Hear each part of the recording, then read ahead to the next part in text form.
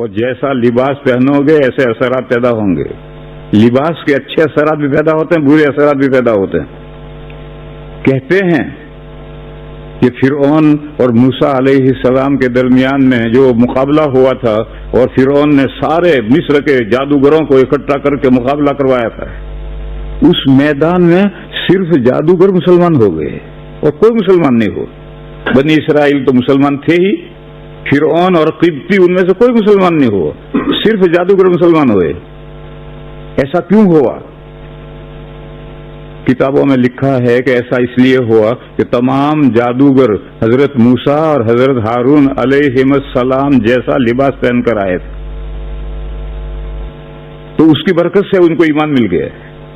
تو لباس کے بھی اثرات پڑتے ہیں. یہ ان کا لباس پہن کر کیوں آئے تھے؟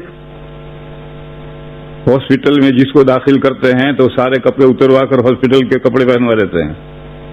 یہ آج بھی قاعدہ ہے, ساری دنیا میں قاعدہ ہے کہ ہاسپٹل میں جو پہنچتا ہے تو کپڑے اتار کر کے ہاسپٹل کپڑے پہنو.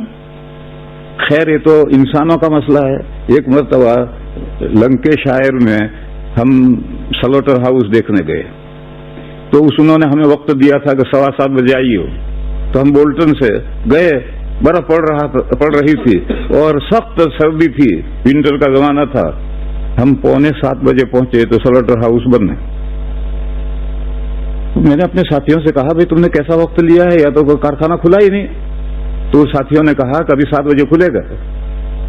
چنانچہ 7 بجنے میں 5 منٹ باقی تھے اور سن دے کر ایک گاڑی آئی اور کھڑی ہوئی, اس نے کارخانہ تالا کھولا اور اندر سب کھل دیا. دوسری گاڑی آئی, تیسری گاڑی آئی, اور 7:05 پر انہوں نے ہمیں اپنا ڈریس بھیجا کہ یہ کپڑے پہن کر آ جاؤ. یعنی اوپر, اندر تو ہمارے کپڑے رہیں گے لیکن اوپر یہ کپڑے پہن کر آ جاؤ.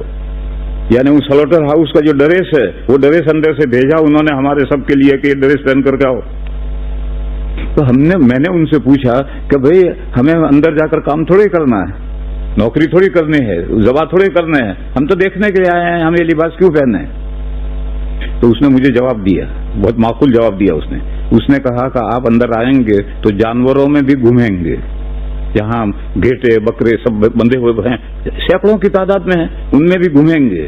تو آپ کا لباس دیکھ کر ہمارے جانور ڈریں گے, بچکیں گے, اور ہمارے جیسا ہی لباس آپ نے پہن رکھا ہے تو جانوروں کو کوئی نئی بات معلوم نہیں ہوگی.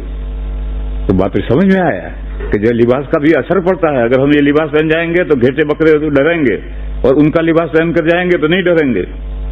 ان مثالوں سے معلوم ہوا کہ لباس کا ظاہر کا بھی اثر پڑتا ہے, دوسروں پر بھی اثر پڑتا ہے, اپنی طبیعت پر بھی اثر پڑتا ہے. حضرت موسیٰ علیہ السلام اور حضرت ہارون علیہ السلام دونوں کا لباس پہن کر جادوگر آئے تھے, تو ان کی طبیعتوں پر یہ اثر پڑا کہ موسیٰ علیہ السلام جب لاٹھی ڈالی اور وہ لاٹھی ان کے جادوؤں کو کھا گئی تو سارے کے سارے سجدے میں گر پڑے اور ایمان لائے. تو خود اپنے طبیعت پر بھی اثر پڑتا ہے اور دوسروں پر, جانوروں پر بھی اثر پڑتا ہے, تو دوسرے انسانوں پر کیوں اثر نہیں پڑے گا؟ اس لیے میرے بھائیوں, اسلامی لباس پہن کر مسجد میں آیا کرو. جاب پر جب جاتے ہو تو تمہیں جو لباس پہننا ہو پہنو, لیکن مسجد میں اللہ کے گھر میں آؤ تو نیک بندوں کا لباس پہن کر آؤ, اس کا طبیعتوں پر اثر پڑے گا, عبادت کرنے میں جی لگے گا. اور اگر آپ وہی لباس جو جاب کا لباس ہے وہی لباس پہن کر آئے اور ہاتھ میں موبائل بھی, بڑا موبائل بھی لے کر آئے اور تکبیر ہونے تک موبائل سے کھیلتے ہی رہے, تو طبیعت پر کیا اثر پڑے گا اس کا اندازہ خود ہی سمجھو. تو دشمنان اسلام نے عربوں کی عورتوں کا جو کرتا تھا وہ مردوں کو پہنا دیا ہے. آج عربوں کے جتنے کرتے ہیں یہ مردوں کے کرتے نہیں ہیں, یہ سب عرب عورتوں کے کرتے ہیں جو عرب مردوں نے پہن لیے. مردوں کا کرتا کیا ہے؟ ایک حدیث شریف سنو. نبی پاک صلی اللہ تعالی علیہ وسلم نے ارشاد فرمایا ہے کہ کپڑے کے لیے ٹخنے پر کوئی حصہ نہیں, آدھی پنڈلی تک کپڑا ہونا چاہیے, لنگی بھی آدھی پنڈلی تک اور کرتا بھی آدھی پنڈلی تک. جب حضور نے یہ مسئلہ سمجھایا تو حضرت ام سلمہ جو ام المومنین ہیں انہوں نے ایک سوال کیا کہ یا رسول اللہ عورتوں کے لیے کیا حکم ہے؟ تو حضور نے فرمایا کہ عورتیں مردوں کے کرتے سے ایک بالشت کرتا نیچا رکھیں. تو ام سلمہ نے کہا کہ اس صورت میں تو عورتوں کے پیر نظر آئیں گے. تو حضور نے فرمایا پھر پیر نظر آئیں گے تو ایک ہاتھ نیچا رکھیں, اس سے زیادہ نیچا نہ رکھیں. یہ حدیث شریف ہے. اس سے اگر کوئی سمجھنا چاہے تو مردوں کا کرتا کہاں تک ہونا چاہیے کہ عورتوں کا کرتا اگر ایک بالی سے نیچا ہو جائے گا تو ان کے پیر نظر آئیں گے. آج عرب جو کرتے پہنتے ہیں، اب سوچو کہ وہ مردوں کے کرتے ہیں عورتوں کے کرتے ہیں؟ یہ تو عرب عورتوں کے کرتے ہیں. یہ دشمنان اسلام نے اس کو مردوں کے کرتے بنا دیے.